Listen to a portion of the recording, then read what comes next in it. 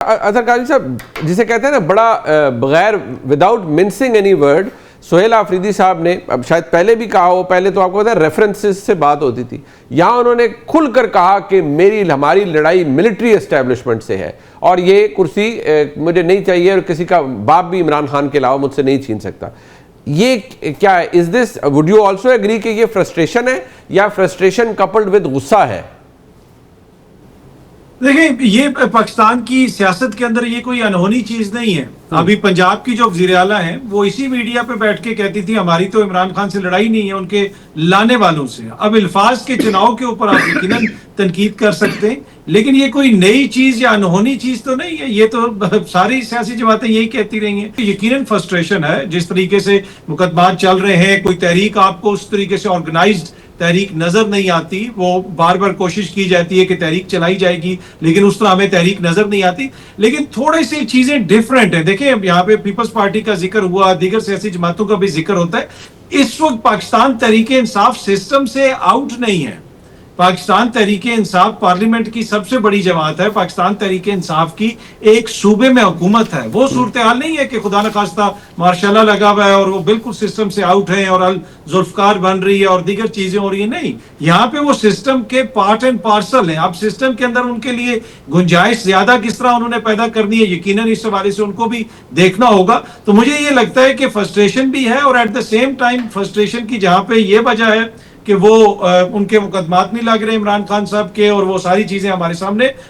दूसरी तरफ ये भी है कि वो सिस्टम का हिस्सा भी हैं, जिस सिस्टम के खिलाफ वो लड़ने की कोशिश भी कर रहे हैं। और आखिरी बात जो सोहेल आफरीदी साहब ने के जुबान में आपको तलखी या लहजे में तलखी नजर आती है, देखिए ये भी आउट ऑफ ब्लू तो नहीं है ना। जब उनका नाम सामने आया तो यहाँ पे कहा गया कि जमीन आसमान एक हो जाएगा, उनको हम नहीं बनने देंगे। और पूरी वफाक ने कोशिश की, वुज़रा ने प्रेस कॉन्फ्रेंसेस की, तो वो भी उस चीज में फिर ऐड करता है ये जो आपको तलखी नजर आती है। बट ये मामला सेटल नहीं हुआ ना। वक्त आपको पता है गंडापुर साहब आए, वो भी जलसों जुलूसों में, प्रेस कॉन्फ्रेंस में बड़ी सख्त जबान इस्तेमाल करते थे, लेकिन वो इन रोड्स बना लेते थे। आफरीदी साहब is unable to do so, या इनएबिलिटी उनकी अपनी है या उनके साथ कोई बातचीत है ही नहीं और हैंस फिर ये बढ़ती भी फ्रस्ट्रेशन?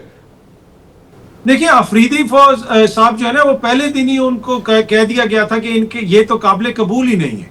गंडा साहब के साथ तो कोई ऐसा इशू नहीं था। अफरीदी साहब को तो आपको जिस समय मैंने अर्ज किया कि प्रेस कॉन्फ्रेंसेस में बाकायदा कहा गया कि वो काबिल कबूल नहीं है। इवन के पीपल्स पार्टी के लीडरान टीवी पे बैठ के कह रहे थे कि खबर हमारी ये है कि सोहेल आफरीदी को नहीं बनने दिया जाएगा। लेकिन मेरे नजर में तो हालिया अरसे में चेंज आई कि फिर इंपॉर्टेंट मीटिंग्स में वो शिरकत भी उन्होंने की, वज़ीर आज़म साहब से भी उनकी मुलाकात हुई। तो आफरीदी साहब ने तो अपनी स्पेस बनाई है, पहले तो उनके लिए बिल्कुल स्पेस नहीं थी। तो अब इस स्पेस को बेहतर कैसे कर सकते हैं, ये फिर आगे डिपेंड करता है। मदद साहब, ये जो इमरान खान साहब की सेहत वाला मामला है, जारी बात है इसके ऊपर शायद इशू वहां से ही हुआ जब गवर्नमेंट ने पहली दफा छुपाया और किसी सहाफी ने रिपोर्ट किया, फिर बाद में स्टेटमेंट आ गई।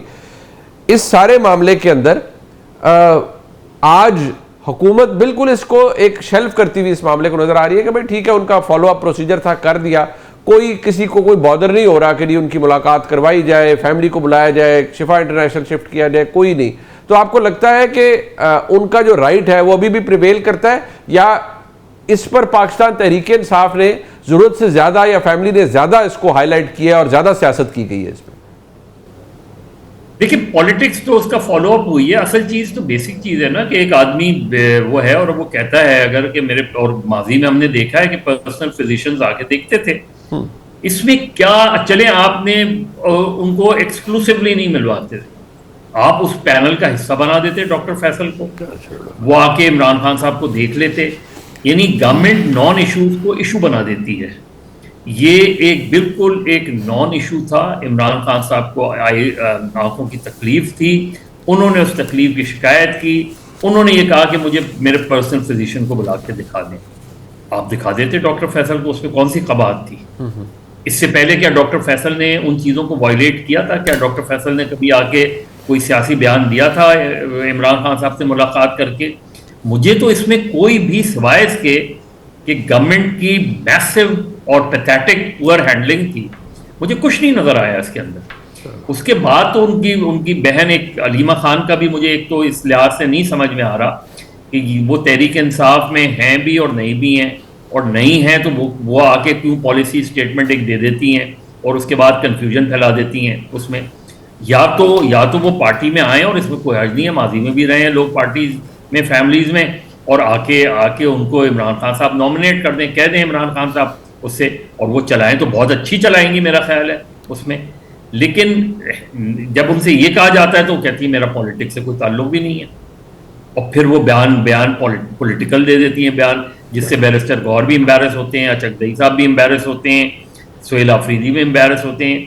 ये एक तो सोचना चाहिए। दूसरा, अब देखें ना, सेकंड टाइम उनको लाया गया, इसका मतलब है द प्रॉब्लम एग्जिस्ट। अब कल रात भी लेकर आए ना, इसका मतलब ये है कि उनके आंख का प्रॉब्लम एग्जिस्ट करता है। अब उसमें हुकूमत के लिए कौन सी कबाहत है, मेरी समझ में नहीं आ रहा कि वो उनके पर्सनल फिजिशियन को बुला के नहीं दिखाना चाहते। ये तो फॉलो अप तो वैसे ही शेड्यूल था ना सर, ये वाला कि ये होना है। नहीं, मैं तो उससे हट के बात कर रहा हूं। मुझे बताया ना कि पहले दिन ही और उसके बाद भी उसमें क्या हर्ज था, उसमें हर्ज क्या था? उसमें आपका एक वही होता ना, एक गवर्नमेंट का गुडविल जेस्टर भी नजर आता उसके अंदर, और साथ में पीटीआई के लिए कोई चीज भी नहीं रहती। आप वो आके जो भी उनकी अगर प्रॉब्लम ज्यादा एग्रीवेट है वो बता देते। जो भी होता वो रिलेट तो सिर्फ उनकी फिजिक से करता ना, उनकी बीनाई से करता, उससे हटके तो कोई चीज नहीं होती ना। तो उस पैनल का हिस्सा बना देते उनको, अगर उनको सिर्फ उनको नहीं देखना चाहते थे। तो मेरा ख्याल है गवर्नमेंट ने बहुत मिस हैंडल किया है इस चीज को। अच्छा, ये इफ्तिखार साहब, आज इमरान खान साहब की जो हमशीरा हैं, उन्होंने जो साबिक सुपरिटेंडेंट जेल हैं उनके खिलाफ दरख्वास्त दी है मुकदमे की, और अटेम्प्टेड मर्डर की, इक़दाम कत्ल की, अटेम्प्टेड मर्डर, उसकी उन्होंने कायदीन के ऊपर FIR काटी जाए। इन्होंने इमरान खान साहब के ट्रीटमेंट के अंदर बड़ा नेग्लिजेंस बरती है। बिल्कुल सही किया है। पाकिस्तान के तमाम कैदी जो हैं जेलों में, अगर उनको सहूलत नहीं देता सुप्रीडेंट, तो उनको चाहिए कि अपने सुप्रीडेंट के ख़िलाफ़ इस किस्म की पटिशन करें। ये इकदाम बहुत अच्छा है, मैं इसको वेलकम करता हूँ। इससे जमहूरी रवैयों को ताकत मिलेगी और लोगों को अपनी ताकत का एहसास होगा।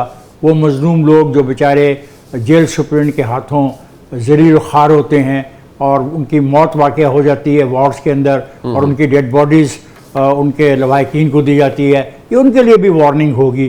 क्योंकि जो पटिशन दायर करने वाली ताकत है, जो पर्सनैलिटी है, वो बहुत ताकतवर पर्सनैलिटी है, उसके पीछे बहुत ताकतवर एक पॉलिटिकल फोर्स खड़ी है। मैं बिल्कुल खुश हूँ और मुतमिन हूँ। यही तरीका है इंसाफ हासिल करने का कि जहाँ आप देखें कि नाइंसाफ़ी हो रही है तो उसके खिलाफ आप डट जाएं। डटने का मतलब ये नहीं है कि आप सड़क के ऊपर बंदूक लेके खड़े हो जाएं। डटने का मतलब है कि जो भी आपके पास कानूनी रास्ता है उसको अख्तियार करें। अभी हम बात कर रहे थे सुहेल आफरीदी की। एक बात मुझे शेयर करनी है दोस्त आपके साथ कि बैरिस्टर गौहर अयूब ने जो कहा है वो बड़ा इंपॉर्टेंट है। उन्होंने कहा कि किसी भी ऐसे बैरिस्टर गौहर खान ने जो कहा है, उन्होंने कहा कि किसी भी ऐसे ग्रुप का क़याम जिसे फोर्स कहा जाए, खुसूसन अगर उसके अरकान से किसी सियासी मकसद के लिए हलफ लिया जाए, तो इसे गैर आइनी और गैर कानूनी तस्वर किया जा सकता है और मुमकिन है ये इक़दाम अस्करियत पसंदी के दायरे में भी शुमार हो।